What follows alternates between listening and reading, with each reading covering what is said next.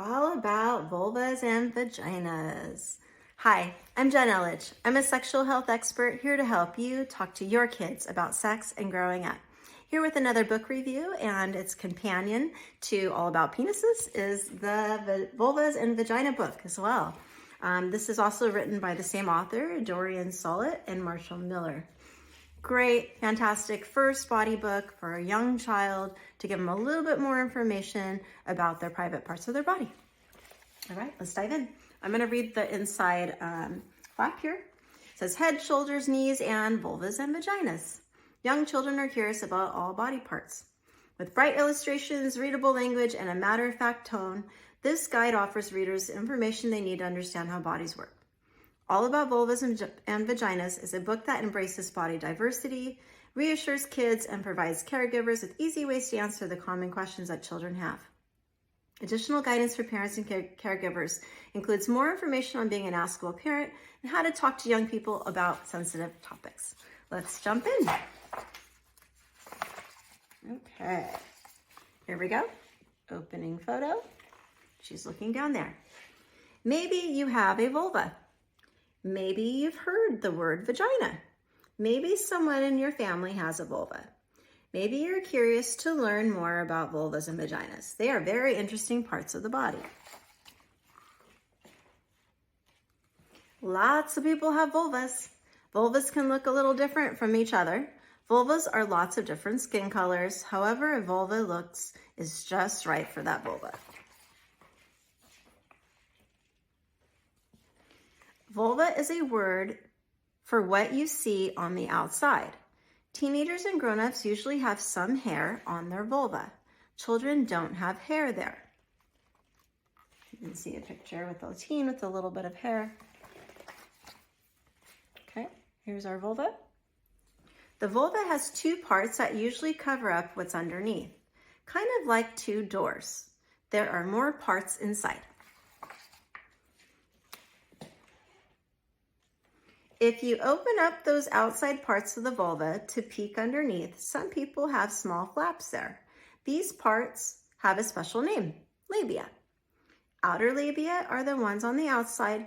Inner labia are the ones on the inside. The inside flaps can be many different sizes, shapes, and colors, for they might not be there at all. These inside flaps often grow, sometimes a little and sometimes a lot. As children grow into teenagers, however they look is just right for that body. Most people who have a vulva have 3 holes between their legs. It can be quite a surprise to find out there are 3. One hole is where pee comes out. The name of this hole is the urethra, and it's very tiny. It can be pretty hard to see it. The entire urethra is actually a little tube inside the body, and the hole is opening at the very end of the tube. Another hole is called the vagina. This hole is opening to another tube that's inside the body.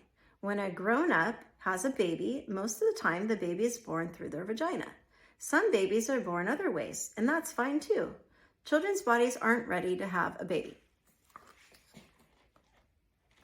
Some families use the word vagina when they're talking about all these parts together. That's okay too.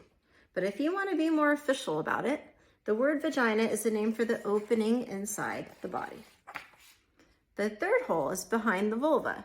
It's called the anus, and it's where poop comes out. Up at the top of the vulva is a bump called the clitoris. It has lots of nerve endings inside it. Some people call all these body parts of the body private parts. It's okay to touch these body parts when you're in private, in a place with no other people, like in your bedroom or the bathroom at home.